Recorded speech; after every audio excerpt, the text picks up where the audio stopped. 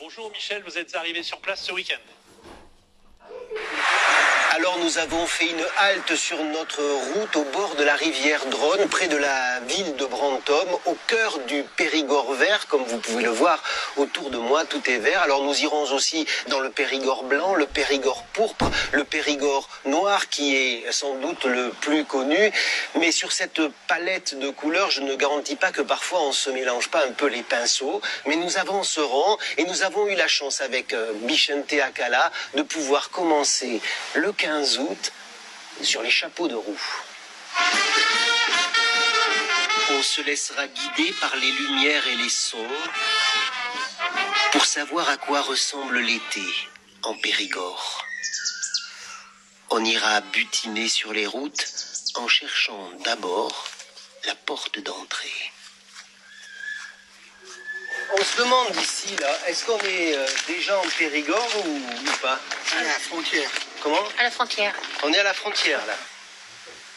Côté nord-ouest, la frontière entre la Charente et le Périgord, c'est la Nizonne, dont les courbes épousent celles du paysage vallonné.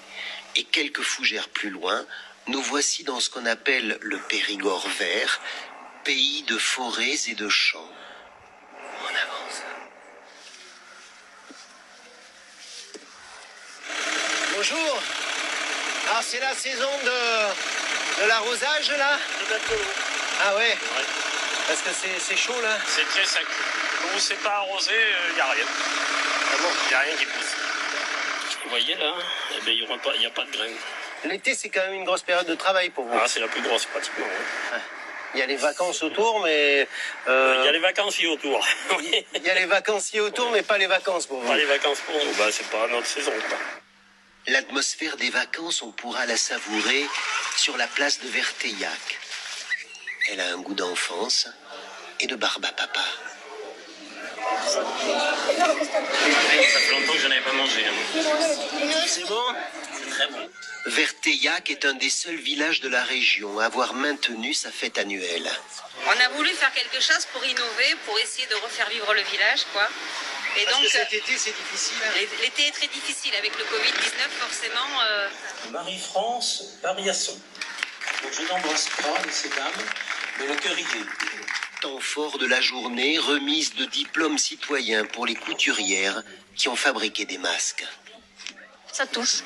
C'est sympa et ça touche pas mal. C'est bien. La Bonda de Saint-Cyr-de-Canès en Gironde, qui a annulé 42 dates, effectue sa première sortie de l'été. Vous pouvez pas imaginer à quel point ça fait du bien.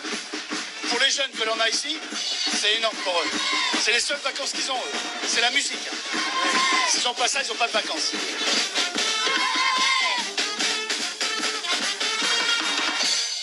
Et il y a un autre événement devenu rare par les temps qui courent.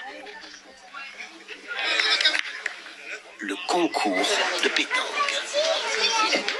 C'est le spectacle là. C'est le spectacle, de regarder jouer les équipes, surtout avec un temps formidable en plus aujourd'hui. Ça c'est un plaisir la mobilette l'été. Ah bah ouais, c'est génial. Retour aux sources. Retour à l'adolescence. Pour Mathieu et Pauline, le mois d'août ressemble à une balade en 103 Peugeot. Et la mienne, elle a pas assez de gaz dans les montées, donc je galère un peu, mais on s'amuse bien. C'est un plaisir. Ah oui. Ouais, c'est notre petit plaisir des vacances. Autour de Verteillac, la campagne s'assoupit, mais sur la place, les food trucks sont pris d'assaut. Je suis très sûre. Et le fish and chips, ça marche bien ici? Oui, ça marche très bien. Plus que le foie gras? Je sais pas. Ce soir, le sud-ouest a des accents exotiques. L'agneau au miel, l'agneau du Périgord avec du miel du Périgord, des pruneaux, des abricots. C'est le tagine périgourdin. Ouais, parce que tout ce qui est dedans est régional, sauf peut-être les épices. Une petite foule accompagne la descente au flambeau.